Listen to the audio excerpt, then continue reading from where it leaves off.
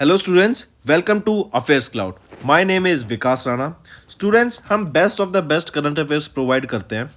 आप हमारी application career cloud को जाके चेक कर सकते हैं, जहां पर आप इजीली आपको वेरियस कोर्सेज देखने को मिलेंगे, क्विजेज अटेम्प्ट करने को मिलेंगी, पीडीएफ्स मिलेंगी जो कि आपकी प्रिपरेशन में बहुत ज़्यादा हेल्प करने वाली हैं। हमारा जो सेशन है, हमारा जो कोर्सेज है, ये क्यों टॉप नॉच रहते हैं? क्योंकि जो हमारी एप्लीकेशंस हैं, हम यहाँ को वेराइटी ऑफ क्वेश्चंस प्रोवाइड करते हैं, वेराइटी ऑफ नोट्स प्रोवाइड करते हैं, जहाँ पर आपको कंटेंट मिलेगा both Hindi as well as English में।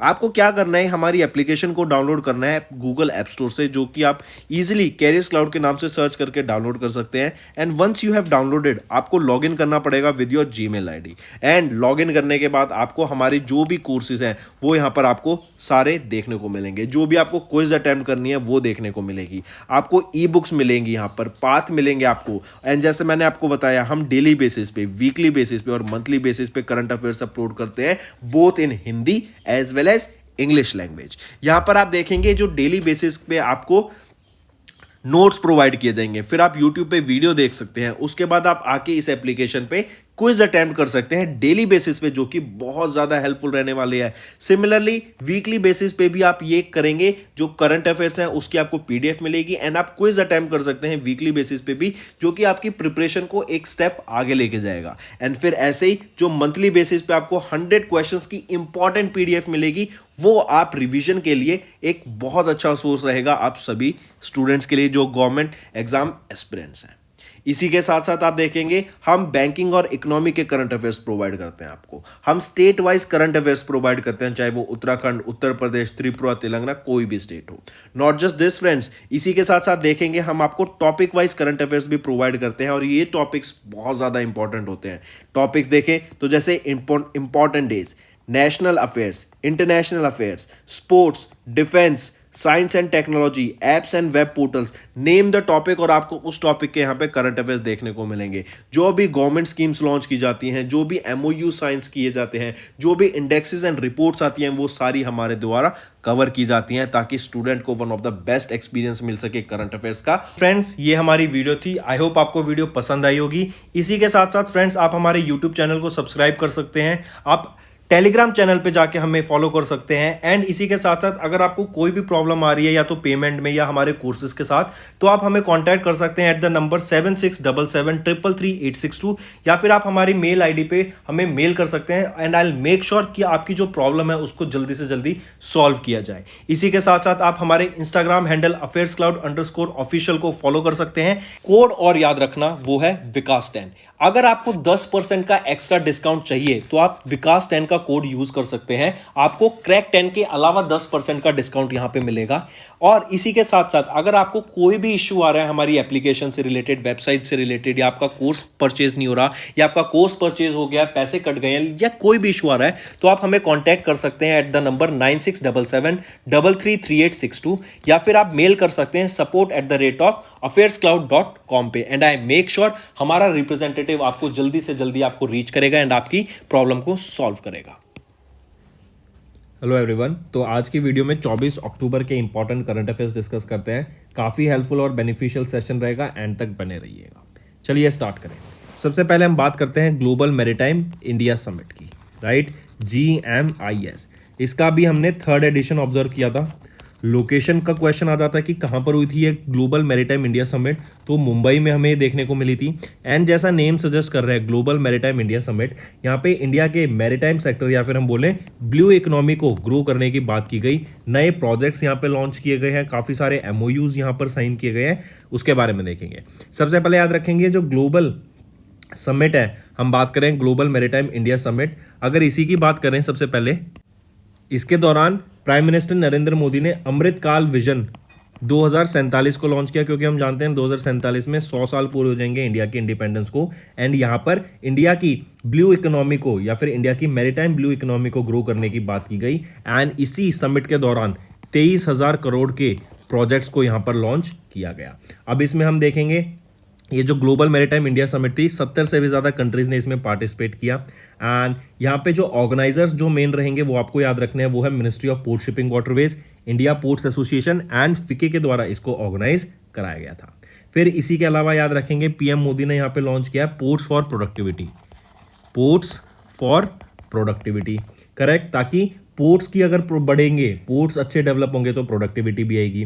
फिर यहीं पे पीएम मोदी ने बात करी वर्ल्ड के लॉन्गेस्ट क्रूज सर्विस की, जो कि कहाँ पर इंटरनेशनल क्रूज टर्मिनल में कहाँ पर होंगे, मुंबई में, चेन्नई में, विशाखापट्टनम में। एंड यहीं पे पीएम मोदी ने बात की नेशनल मैरीटाइम हेरिटेज कॉम्प्लेक्स बनाने की, कहाँ पर, लोथल में, करेक्ट।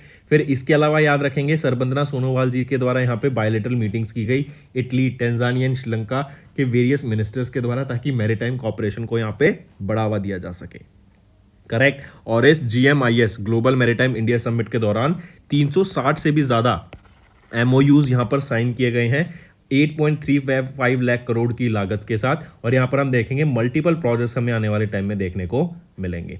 स्मार्ट पोर्ट्स यहाँ पर कराए जाएंगे, डिजिटल इंडिया की मदद से इन पोर्ट्स को स्मार्ट बनाया जाएगा, डिजिटाइज किया जाएगा। फिर इसी के अलावा हरित सागर की जो हमारा गाइडलाइंस है, हरित सागर क्या है, ये वो गाइडलाइंस है जो कि किसी पोर्ट को ग्रीन बनाती है, मतलब रिड्यूस वेस्ट, रीयूज वेस्ट, उस वेस्ट को रिपर्पस करना, right, zero to waste discharge की तरफ लेके जाता है हरित सागर। मार्क करके चलेंगे इसको भी, ठीक है। तो ये कुछ यहाँ पर याद रखेंगे ग्लोबल मैरीटाइम समिट जो कि लॉन्च की गई थी। एंड इसके यहाँ पे अलग अलग प्रोजेक्ट्स, अलग अलग MOU, 360 MOU साइन किए गए। 3rd एडिशन था, मुंबई महाराष्ट्र में देखने को मिली।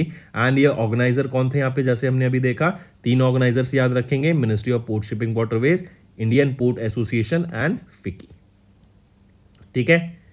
चलिए नेक्स्ट पे आते हैं। नेक्स्ट हम बात करते हैं अभी पहला Indian military heritage festival, first edition बोले या फिर इनॉग्रल एडिशन बोले, किसका, इंडियन मिलिट्री हेरिटेज फेस्टिवल का। ये कब हुआ, 21 एंड 22 अक्टूबर को हमें देखने को मिला था इंडिया का पहला इंडियन मिलिट्री हेरिटेज फेस्टिवल 21-22 अक्टूबर को हुआ था। किसके द्वारा ऑर्गेनाइज कराया गया था, ऑर्गेनाइज कराया गया USI के द्वारा। QSI क्या है आपका, United service institution of India. ये इंडिया का oldest tri service think tank है, 1870 से ये वर्किंग है, करेक्ट। एंड इनके द्वारा यहाँ पर ये ऑर्गेनाइज कराया गया इंडियन मिलिट्री हेरिटेज फेस्टिवल। कहाँ पर हुआ, लोकेशन आ जाए तो मानेकशा सेंटर जो कि न्यू दिल्ली में है, वहां पर हमें ये देखने को मिला। एंड इनॉग्रेट किसके द्वारा करा गया था, राजनाथ सिंह के द्वारा इसको ऑर्गेनाइज या इनॉग्रेट करा गया। 2 दिन लंबा ये फेस्टिवल था। एंड यहाँ पर मिलिट्री कल्चर के बारे में एंड जो हेरिटेज है इंडिया का, मिलिट्री से रिलेटेड जो कल्चर्स है, मिलिट्री से रिलेटेड जो यहाँ पे हमारी हिस्ट्री है, उसके बारे में यहाँ पर दर्शाया गया है, ठीक है। फिर यहीं पे एक आ जाता है आपका प्रोजेक्ट उद्भव। प्रोजेक्ट उद्भव क्या है कि अपनी एंशियंट स्ट्रेटेजीज को यहाँ पे बढ़ावा देना in the military domain and foreign policies को ना इंक्लूड करके हमारा जो इंडिया का कल्चर है, जो हमारे इंडिया की स्ट्रेंथ्स हैं, हमारी हिस्ट्री में जो हमारी अच्छी चीजें हैं, उसको सामने लाने की यहाँ पे बात की गई है। एंड उसको हमारी डिफेंस फोर्सेज के जो भी करिकुलम है या फिर जिस तरीके से हम आगे बढ़ते हैं उसमें इंप्लीमेंट करने की बात की गई। ये है आपका प्रोजेक्ट उद्भव, प्रोजेक्ट उद्भव, राइट, प्रोजेक्ट उद्भव याद रखेंगे, ठीक है। और अगर बात करें फिर USI की, USI क्या था अभी हमने देखा, United service institution of India, इन्हीं के द्वारा ऑर्गेनाइज कराया गया था। यहाँ पे आपके मैनेजिंग डायरेक्टर कौन रहेंगे, major general BK Sharma. And headquarter कहाँ पे रहेगा इसका, न्यू दिल्ली में। नेक्स्ट आ जाते हैं NBBP, इनके द्वारा B2B सर्विस लॉन्च की गई। तो देखो सबसे पहले तो NBBP है क्या, NPCI Bharat bill pay limited, correct. तो ये हो गया आपका NBBP।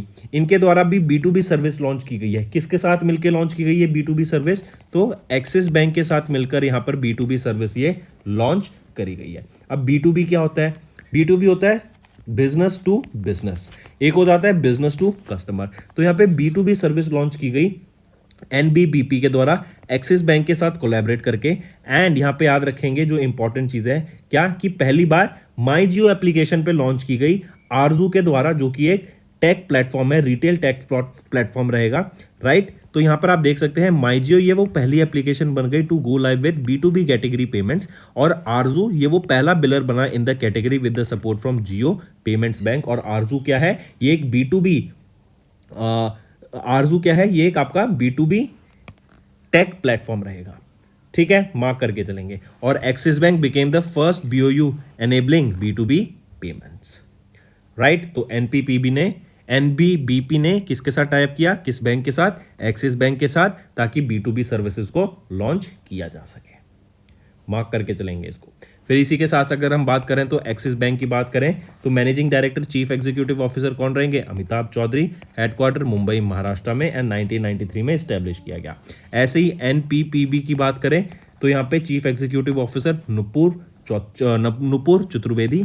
Headquarter Mumbai Maharashtra and इसको 2021 में इस्टेब्लिश करा गया। नेक्स्ट आ जाते हैं यूरोपियन इन्वेस्टमेंट बैंक। इनके द्वारा भी एक 3 मेंबर की डेलीगेशन इंडिया भेजी गई। इंडिया में भी कहां पर? यूपी में। कहां पर? आगरा, कानपुर एंड लखनऊ में, ताकि जो मेट्रो कंस्ट्रक्शन का काम वहां पर चल रहा है उसके बारे में प्रॉपर एक रिपोर्ट सेट दी जा सके और वहां पे जो प्रोजेक्ट्स चल रहे हैं उसके ऊपर चेक रखा जा सके।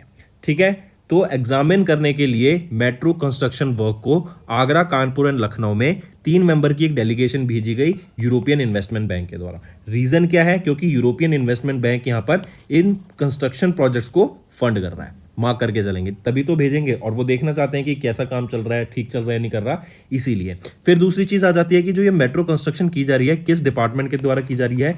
यूपी मेट्रो रेल कॉर्पोरेशन के द्वारा ये आपकी कंस्ट्रक्शन करी जा रही है। राइट। फिर यहीं पे याद रखेंगे अगर हम आगरा मेट्रो की बात करें 908 मिलियन यूरो के द्वारा इसको बनाया जा रहा है। ऐसे ही कानपुर की बात करें तो यहां पर हम देख रहे हैं 1354 मतलब 1354 मिलियन यूरोज यहां पे लगेंगे for the construction of UP metro. Similarly आप ऐसे देख सकते हैं आपका कानपुर मेट्रो भी है। करेक्ट। तो जो टोटल प्रोजेक्ट हमें यहाँ पे देखने को मिल रहा है उसमें कौन फंड कर रहा है? European investment bank. एंड जो बाकी अमाउंट होगा वो कौन फंड करेगा? यूपी की गवर्नमेंट। अगर ईआईबी की बात करें यूरोपियन इन्वेस्टमेंट बैंक, यहाँ के प्रेसिडेंट कौन रहेंगे? वर्नर हॉयर। एंड यहाँ का हेडक्वार्टर कहाँ रहेगा यूरोपियन इन्वेस्टमेंट बैंक का? ये आपका लग्जमबर्ग में। ठीक है, तो क्यों इन्होंने एग्जामिन किया, क्यों यहाँ पे अपनी डेलीगेशन भेजी? ताकि चेक रखने के लिए, क्योंकि ये फंड कर रहे हैं कहां पर? आगरा, कानपुर एंड लखनऊ के मेट्रो प्रोजेक्ट पर। नेक्स्ट पर आ जाते हैं आईसीएआई। आईसीएआई के द्वारा अभी रिसेंटली एक यूएन का अवार्ड से इनको सम्मानित किया गया है, वो है आईएसएआर ऑनर्स। ये अवार्ड क्यों दिया गया है? पहले तो याद रखेंगे 6ठा एडिशन अवार्ड दिया गया है। एंड इनको क्यों सम्मानित किया गया आईसीएआई को? क्योंकि ये जो आईएसएआर अवार्ड है ना, बेसिकली ये किस लिए होता है? ताकि जो आपके 2030 में हम जानते हैं हमें 17 सस्टेनेबल डेवलपमेंट गोल्स को अचीव करना है, राइट? तो उनकी प्रॉपर मॉनिटरिंग करने के लिए, उसके ऊपर प्रॉपर रिपोर्ट देने के लिए कि क्या कौन सी ऑर्गेनाइजेशन इनको अडॉप्ट कर रही है नहीं कर रही, कौन सी कंट्री अडॉप्ट कर रही है नहीं कर रही, क्या वो प्रैक्टिसेस फॉलो कर रहे हैं, राइट? तो एक प्रॉपर डिटेल्ड रिपोर्ट एनालिसिस बनाने के लिए आईसीएआई को यहाँ पे ऑनर किया गया आईएसएआर ऑनर्स 2023 अवार्ड से। आईएसएआर की अगर बात करें तो इसकी फुल फॉर्म क्या है? International standards for accounting and reporting. And इसका 6ठे एडिशन अवार्ड से किनको सम्मानित किया गया है अभी रिसेंटली? वो रहेगा आईसीएआई। ये जो इनको अवार्ड प्रेजेंट किया गया ना, ये प्रेजेंट किया गया during the 8th world investment forum. ये वर्ल्ड इन्वेस्टमेंट फोरम अभी अबू धाबी यूएई में थी 16 से 20 अक्टूबर के बीच में। एंड यहीं पर आप थीम याद रखेंगे इसकी, जो कि है इन्वेस्टिंग इन सस्टेनेबल डेवलपमेंट। ठीक। फिर इसी के साथ साथ आपको याद रखना है, अगर हम आईएसएआर ऑनर्स की बात करें तो ये सबसे पहले इस्टेब्लिश कब किया गया था? 2018 में इसको इस्टेब्लिश किया गया था। और इसका एम क्या, जैसे मैंने बताया कि रिपोर्टिंग करना about the adoption of the sustainable development goals, जो कि हम 2030 तक अडॉप्ट करना चाहते हैं। ठीक। फिर इसी के साथ साथ एक और चीज याद रखेंगे, अभी तमिलनाडु की गवर्नमेंट को रिसेंटली सम्मानित किया गया, या फिर they have recently been honoured with the UN promotion award for excellence. UN promotion award for excellence से किनको सम्मानित किया गया? कौन सी स्टेट गवर्नमेंट को? वो रहेगी तमिलनाडु।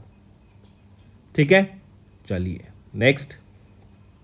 नेक्स्ट आ जाते हैं chief justice of India DY Chandrachud ji. इनको सम्मानित किया गया हार्वर्ड लॉ स्कूल के बेस्ट अवार्ड से, या फिर हार्वर्ड लॉ स्कूल के हाईएस्ट प्रोफेशनल डिस्टिंक्शन अवार्ड से, जो कि है centre on the legal profession award. I repeat, the centre on the legal profession award. ये आपका हाईएस्ट प्रोफेशनल डिस्टिंक्शन है जो किसी भी व्यक्ति को दिया जाता है from the Harvard law school के द्वारा। तो अभी किनको सम्मानित किया गया? वो है chief justice of India DY Chandrachud ji को, राइट? और ये 2022 के लिए है।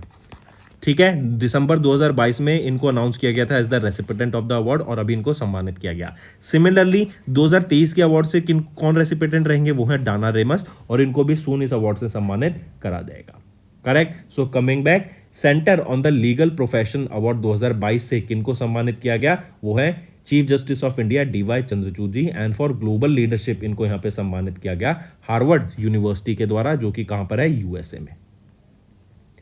ठीक है। नेक्स्ट आ जाते हैं, आरबीआई के द्वारा भी अप्रूव की गई appointment of Ashok Vaswani as the new managing director and chief executive officer of Kotak Mahindra bank. And इनको यहाँ पे 3 साल के लिए अपॉइंट किया गया है। करेक्ट। ये किनको रिप्लेस करेंगे? ये interim chairman and managing director, interim managing director कौन है यहाँ के? MD and CEO Deepak Gupta ji, interim MD and CEO, इनको रिप्लेस करेंगे। अगर अशोक जी की बात करें, अशोक जी को याद रखेंगे 3 डेकेड से भी ज्यादा का यहाँ पर एक्सपीरियंस है बैंकिंग सेक्टर में। नेक्स्ट बात करते हैं संजय कुमार जैन की। इनको भी अपॉइंट किया गया as the chairman and managing director of IRCTC. I repeat, अभी रिसेंटली किनको नया chairman and managing director appoint किया गया है आईआरसीटीसी का? वो है संजय कुमार जैन। ठीक है। फिर इसी के साथ साथ याद रखेंगे, after the retirement of Mahendra Pratap Mall ji, since 2021 ये पोजीशन खाली थी और अब इसको कौन भरेंगे? संजय कुमार जैन। संजय कुमार जैन ये Indian railway traffic service officer है 1990 बैच के। एंड अगर आईआरसीटीसी की बात करें तो 1999 में इसको इस्टेब्लिश करा गया था और इसका हेडक्वार्टर न्यू दिल्ली में रहेगा। नेक्स्ट, एक चीज और यहां पे याद रखेंगे, Seema Kumar who is the additional member is acting as the chairman and managing director as of now. इनको एडिशनल चार्ज दिया गया है और अब कौन आ जाएंगे यहाँ पे? संजय कुमार जैन नए चेयरमैन एंड मैनेजिंग डायरेक्टर रहेंगे आईआरसीटीसी के। नेक्स्ट पर आ जाते हैं एचपी। हम जानते हैं एचपी काफी बड़ा ब्रांड है, आपने इसके लैपटॉप्स देखे हैं, राइट? कंप्यूटर्स देखे होंगे, Hewlett Packard, right? Hewlett Packard ये आपकी कंपनी का नाम है एंड एचपी हम इसको शॉर्ट फॉर्म से जानते हैं। तो एचपी ने अभी किनको अपॉइंट किया as their new senior vice president and managing director for India? वो है इप्सिता दास गुप्ता जी। ये फॉर्मर एप्पल एग्जीक्यूटिव है और इनको यहां पर अभी एचपी के द्वारा अपॉइंट किया गया senior vice president and managing director for HP business in India. ठीक है। तो एचपी इंडिया मार्केट के लिए इस इप्सिता दास गुप्ता जी को senior vice president and managing director यहां पे अपॉइंट किया गया है और ये कौन है? ये फॉर्मर एप्पल एग्जीक्यूटिव रह चुकी है। फिर इसी के अलावा she will overtake the position from 30th of October। ये सक्सीड करेंगे गुरप्रीत सिंह बरार को, who has been serving as interim MD since November 2022। Correct. Next बात करते हैं, इसरो के द्वारा भी पहला सक्सेसफुल टेस्ट किया गया, first flight test of vehicle abort mission. Vehicle abort mission जैसा नेम सजेस्ट कर रहा है, इसका काम क्या रहेगा? बेसिकली मान लो कल को कोई इमरजेंसी आ जाती है एंड जो क्रू एस्केप सिस्टम है उसको यहां पर टेस्ट किया गया ताकि अगर इमरजेंसी आ जाती है तो जो क्रू मेंबर्स होंगे अंडर इस फ्लाइट में वो इजिली एस्केप कर सके एंड उनको जान की दिक्कत ना हो सकते, राइट? उनकी लाइफ के ऊपर कोई थ्रेटनिंग सिचुएशन ना बन सके। करेक्ट। तो उस सिचुएशन में जो मेंबर्स होंगे, क्रू मेंबर्स हैं, वो सेफ रह सकें, इसीलिए ये crew module separation and safety recovery system को टेस्ट किया गया, जो बेसिकली क्या है? अबॉर्ट मिशन रहेगा आपका, राइट? तो यहां पर अभी इसरो के द्वारा ये टेस्ट किया गया एंड ये पहला flight test vehicle abort mission था जो कि सतीश धवन स्पेस सेंटर से टेस्ट किया गया, श्रीहरिकोटा आंध्र प्रदेश से। ठीक है। चलिए नेक्स्ट पे आते हैं स्पोर्ट्स के ऊपर। अभी मैक्स वर्स्टैपन की हम जानते हैं ये रेडबुल के लिए ड्राइव करते हैं, बेल्जियन डच ड्राइवर हैं एंड मैक्स वर्स्टैपन ने अभी अपनी करियर की 50th F1 विक्ट्री को रजिस्टर किया है। दूसरी चीज, इन्होंने 17 में से 15 F1 रेस जीत ली हैं 2023 के लिए। आई रिपीट, 17 में से 15 F1 रेस जीत चुके हैं मैक्स वर्स्टैपन 2023 की। और जो इनकी अभी लेटेस्ट विक्ट्री है वो कौन सी है? US open. इसी US open F1 grand prix की बदौलत आप यहाँ पे देखेंगे उनकी ये 50th विक्ट्री हुई एंड 15वीं आउट ऑफ 17 विक्ट्रीज हमें देखने को मिलती हैं 2023 में। तो मैक्स वर्स्टैपन ने अपने 50th करियर विन करी in the F1 race and यहीं पे याद रखेंगे इंपॉर्टेंट बनता है, क्यों? क्योंकि इन्होंने 50वीं है, राइट, और 15वीं है फॉर द ईयर 2023 और कौन सी है? US open grand prix, right? Mark करके चलेंगे। फिर इसके अलावा रेडबुल के लिए ड्राइव करते हैं, बेल्जियन डच ड्राइवर है। आउट ऑफ दिस अगर यूएस ग्रैंड प्रिक्स की ही बात करते हैं तो सबसे टॉप पर कौन रहे, कौन जीते? Max Verstappen.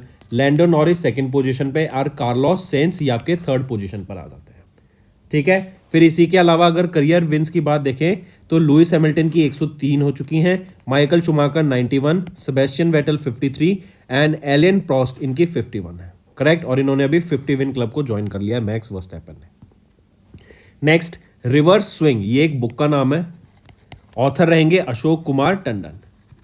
राइट, ये जो बुक है पब्लिश की गई है प्रभात प्रकाशन के द्वारा and it features the stories on relationship between India and UK and India का हम जानते हैं कॉलोनियल पास जो था, अंग्रेजों ने इंडिया पे जो राज करा उस सब के बारे में यहाँ पे बात की गई। एंड अब जो हम अमृतकाल की तरफ शिफ्ट हो रहे हैं, हम ट्रांजिशन देख रहे हैं कि इंडिया ग्लोबल पावर बन के निखर के सामने आ रहा है and one of the best economies आज के टाइम पर इंडिया निखर रहा है। राइट, तो उसके बारे में यहाँ पे बताया गया है। द रिवर्स स्विंग की मतलब पासे अब पलट गए हैं।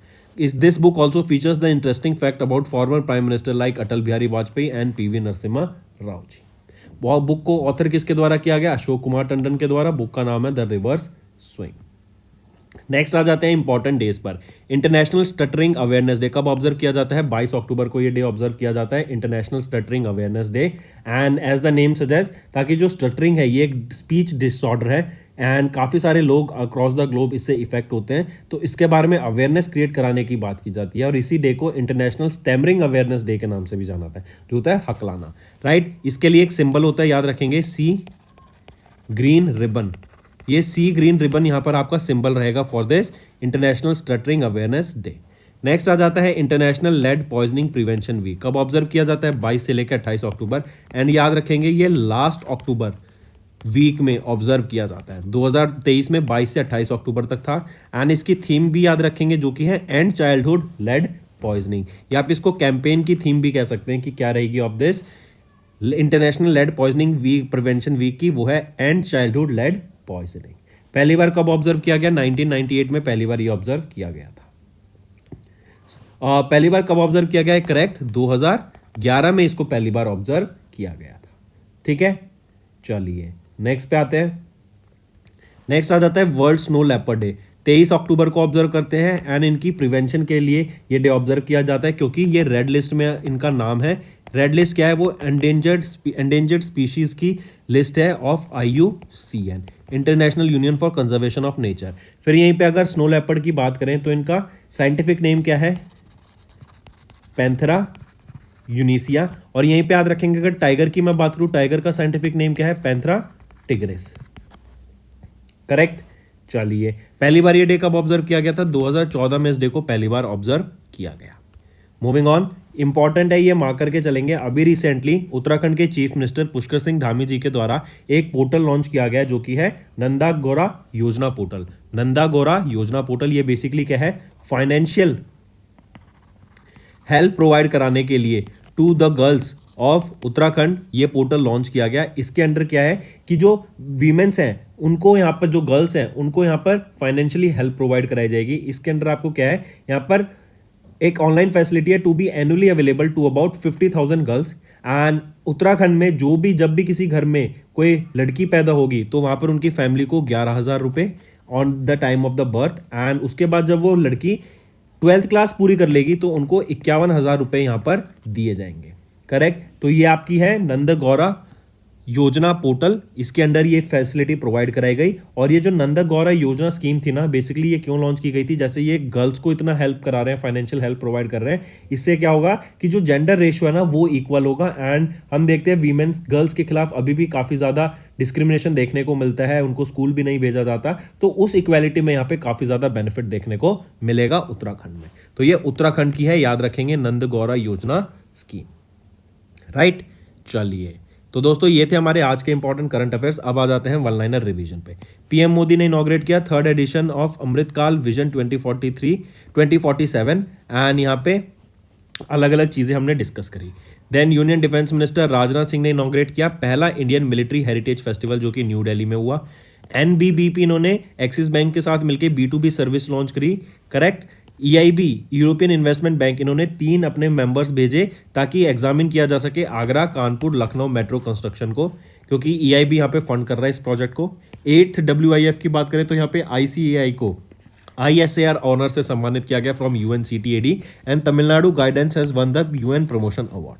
इसके अलावा chief justice of India DY Chandrachud ने रिसीव किया हार्वर्ड लॉ स्कूल का अवार्ड 2022 फॉर ग्लोबल लीडरशिप, और याद रखेंगे 2022 का सम्मानित किया गया इनको, राइट। नेक्स्ट आ जाता है अशोक वैश्वनी। तो अशोक वैश्वनी जी इनको अपॉइंट किया गया new MD and CEO Kotak Mahindra bank का। संजय कुमार जैन इनको अपॉइंट किया गया chairman and managing director of IRCTC. HP appointed former Apple executive Ipsita Dasgupta as the senior vice president and MD for India. ISRO ने लॉन्च किया गगनयान मिशन टेस्ट को। रेडबुल के ड्राइवर मैक्स वर्स्टैपन इन्होंने अभी 50वीं F1 US ग्रैंड प्रिक्स को जीत लिया। Union minister Hardeep Singh Puri ने लॉन्च किया Ashok Tandon new book that is the reverse swing. International stuttering awareness day 22 October को। International lead poisoning prevention week 22 से 28 October and world snow leopard day 23 October को observe किया जाता है।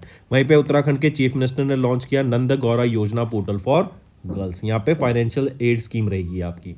तो दोस्तों ये थे हमारे आज के इंपॉर्टेंट करंट अफेयर्स। अब आ जाते हैं क्विक रिवीजन पर। नेक्स्ट आ जाते हैं UNWTO, united nation world tourism organisation, इनके द्वारा भी एक रिलीज की गई और ये 3rd एडिशन थी आपकी बेस्ट टूरिज्म विलेज की लिस्ट। इस विलेज की लिस्ट में जिसने टॉप किया वो कौन सी है? ढोरडो विलेज। ये ढोरडो विलेज कहाँ पे रहेगी? गुजरात में। तो याद रखेंगे अभी 3rd एडिशन रिलीज किया गया था बेस्ट टूरिज्म विलेज का। इस लिस्ट को रिलीज किया गया था UNWTO के द्वारा और इस लिस्ट में जिसने टॉप किया वो है ढोरडो विलेज गुजरात का। फिर यहीं पे एक और क्वेश्चन बन जाता है कि UNWTO की एक और लिस्ट आई थी जो कि थी best tourism village upgrade programme. Best tourism village upgrade programme, इसमें किसने टॉप किया? Best tourism village upgrade programme में जिसने टॉप नहीं किया, बेसिकली यहाँ पे जो लिस्ट को मेंशन किया गया, जिस विलेज को मेंशन किया गया वो है माडला विलेज। माडला विलेज, और ये माडला विलेज कहाँ की है? मध्य प्रदेश की रहेगी। ठीक है, मार्क करके चलेंगे। तो और अगर बात करें ढोरडो विलेज की तो ये अपना काफ़ी फेमस है। क्यों? क्योंकि यहाँ पे रन उत्सव मनाया जाता है जो कि एक वाइब्रेंट फेस्टिवल है। यहाँ पर हम ट्रेडिशनल आर्ट, म्यूजिक, क्राफ्ट देखते हैं एंड ये 5 लाख स्क्वायर किलोमीटर में ये आपका फेस्टिवल रन उत्सव होता है, राइट।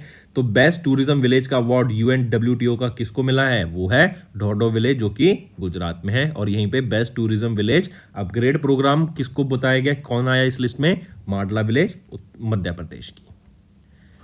ऐसे ही अगर हम बात करें best green military station award की तो best green military station award से किस मिलिट्री स्टेशन को सम्मानित किया गया? वो है उधमपुर मिलिट्री स्टेशन। इसने टॉप पर आया या फर्स्ट पोजीशन पे आया? सेकंड पोजीशन पे आ जाता है आपका देहरादून मिलिट्री स्टेशन। ये आपका best green military station award में सेकंड पोजीशन पे। फर्स्ट पोजीशन पे उधमपुर मिलिट्री स्टेशन जो कि union territory Jammu and Kashmir में है। ठीक है, फिर इसी के बाद 2 चीजें और याद रखेंगे। एक है बीकानेर मिलिट्री स्टेशन जो कि राजस्थान में रहेगा। इनको ऑनर किया गया है बेस्ट ट्रांसफॉर्मेटिव स्टेशन ट्रॉफी से।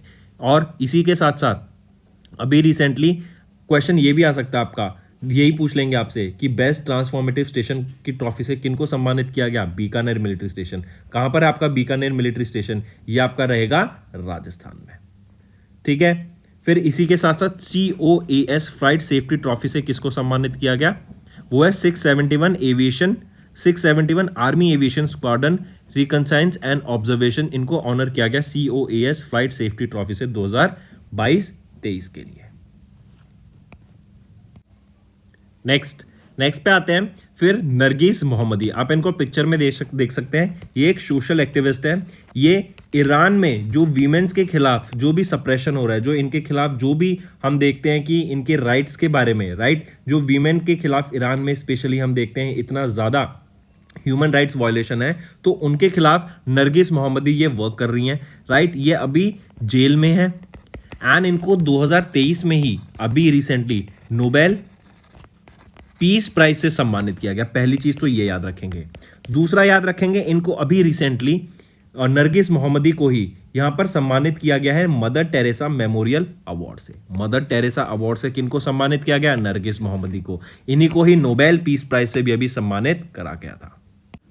देन याद रखेंगे ये जो अनाउंसमेंट की गई है mother Teresa memorial award for social justice 2023 के लिए, ये अनाउंसमेंट की गई अब्राहम मठाई जी के द्वारा जो कि फाउंडर एंड चेयरमैन है हार्मनी फाउंडेशन के। एंड इन्हीं के द्वारा ये इनको सम्मानित करने की बात की गई। हार्मनी फाउंडेशन ये मुंबई महाराष्ट्र बेस्ड आपका NGO है एंड अभी नवंबर में इनको इस अवार्ड से सम्मानित किया जाएगा। याद रखेंगे ये 19th mother Teresa memorial award से इनको सम्मानित किया जाएगा 2023 2023 में। नरगिस मोहम्मदी जैसे मैंने अभी बताया जेल में है, 10 साल का इनको जेल का टाइम मिला है। एंड ये नोबेल प्राइज़ की बात करें तो नोबेल पीस प्राइज़ मिलने वाली ये 19th पर्सन बनी एंड सेकेंड ईरानियन वीमेन बनी जिनको इस अवार्ड से सम्मानित करा गया। ठीक है, second Iranian women and 19th women, 19 person नहीं, 19th women and second Iranian women जिनको इस अवार्ड से सम्मानित किया गया। फिर इसी के अलावा याद रखेंगे इनको एक और अवार्ड से सम्मानित किया गया था 2023 में, ओलेफ पाम प्राइज से। ठीक है, ओलेफ पाम प्राइज से भी इनको 2023 में ही सम्मानित किया गया था। सबसे पहले हम बात करते हैं पीएम मोदी के द्वारा अभी recently RRTS regional rapid transit system को लॉन्च किया गया। कहां पर? उत्तर प्रदेश में, यूपी में इसको लॉन्च किया गया है। अभी जो सेक्शन लॉन्च किया गया वो 17 किलोमीटर लंबा सेक्शन है, लेकिन जो ये टोटल लेंथ रहेगी इस RRTS की वो है 82.15 किलोमीटर की। ये क्यों बेनिफिशियल रहेगा? क्योंकि ये आपके दिल्ली, गाजियाबाद एंड मेरठ इनको कनेक्ट करेगा। एंड दिल्ली से मेरठ का जो टाइम रहेगा ना, आप 1 घंटे से भी कम में यहाँ पे कवर कर पाएंगे। तो काफ़ी इंपॉर्टेंट ये सेक्शन रहने वाला, आपको याद रखना है RRTS। यहाँ पे जो ये ट्रेन लॉन्च की गई है, इस ट्रेन का भी नाम रखा गया जो कि रैपिड एक्स ट्रेन रहेगी, राइट। और इसका नाम क्या है? नमो भारत। ठीक है, तो ये इंपॉर्टेंट चीज़ है, नमो भारत ट्रेन का नाम। 17 किलोमीटर का अभी जो सेक्शन लॉन्च किया गया वो 17 किलोमीटर का है RRTS का, रीजनल रैपिड ट्रांजिट सिस्टम का। एंड टोटल है 82.15 किलोमीटर लंबा। ये जो पूरा जो 82.15 किलोमीटर लंबा है ना, ये 2025 तक सारा ऑपरेशनल हो जाएगा। फिर इसको बनाने में जो टोटल कॉस्ट लगी है वो है 30,000 करोड़ की। एंड जैसा मैंने बताया दिल्ली से लेके मेरठ तक का जो टाइम रहेगा वो 1 घंटे से भी कम में यहाँ पर कवर हो जाएगा। नेक्स्ट बात करते हैं एक एक्सरसाइज के बारे में जो कि एक सिक्योरिटी एक्सरसाइज है जिसका नाम है प्रस्थान। ये प्रस्थान एक्सरसाइज अभी कहाँ पर कराई गई थी? आंध्र प्रदेश में कराई गई। इस एक्सरसाइज को किसके द्वारा कराया गया? इंडियन नेवी के द्वारा कराया गया। ठीक है, आपकी सिक्योरिटी एक्सरसाइज थी, इंडियन नेवी के द्वारा कराई गई, प्रस्थान नाम से। कहां पर? आंध्र प्रदेश में। फिर इसी के साथ साथ एक और एक्सरसाइज याद रखेंगे, इंडियन नेवी होस्ट करेगी। एक्सरसाइज का नाम है मिलन, फरवरी में होगी 2024 में। एंड इस मिलन एक्सरसाइज में हम देखेंगे 50 से भी ज्यादा कंट्रीज का यहां पे पार्टिसिपेशन दिखेगा ऑफ देयर नेवीज, जो कि इस एक्सरसाइज में होगा प्रस्थान और मिलन में। ठीक है, 9 दिन लंबी ये आपकी एक्सरसाइज रहने वाली है। अगर मैं बात करूं चीफ ऑफ नेवल स्टाफ कौन है, वो है admiral R Hari Kumar. Admiral Radhakrishnan Hari Kumar यहाँ के चीफ ऑफ नेवल स्टाफ रहेंगे इंडियन नेवी के। नेक्स्ट है हमारा होमवर्क सेक्शन। पहला, what is the name of the programme launch to enhance the connections among young individuals from diverse states of India. दूसरा, tropical deep sea neutrino telescope, ये भी news में था, ये किस कंट्री के साथ एसोसिएटेड है। Next, which comet is also refer to as Orionid meteor shower. I repeat, Orionid meteor shower, ये किससे कॉमेट से रेफर करता है? तो दोस्तों ये 3 आपके होमवर्क क्वेश्चन रहेंगे। मैक्सिमम टू मैक्सिमम मुझे पार्टिसिपेशन चाहिए आपका, ज़्यादा से ज़्यादा बच्चे मैं चाहता हूँ यहाँ पे होमवर्क सेक्शन में कमेंट करके आंसर दें। इनसे उनकी भी रिवीजन होगी, एज वेल एज जब वो सर्च करेंगे ना चीज़ों को तो इसके बारे में वो और पढ़ेंगे और काफ़ी बेनिफिशियल रहेगा उनके लिए ये चीज़, राइट। होमवर्क क्वेश्चन जरूर अटेम्प्ट करा करो, आपका टेस्ट भी हो जाता है कि आपको कितनी चीज़ें पता है, कितनी चीज़ें याद है। और इसमें क्या है कि कुछ 1 या 2 चीज़ ऐसी होती हैं जो आपके लिए बहुत इंपॉर्टेंट क्वेश्चन बन जाता है, वो आपको एक सर्च करेंगे तो आप उसके बारे में और भी पढ़ेंगे। So that's all for the day, friends. Thank you and have a nice day.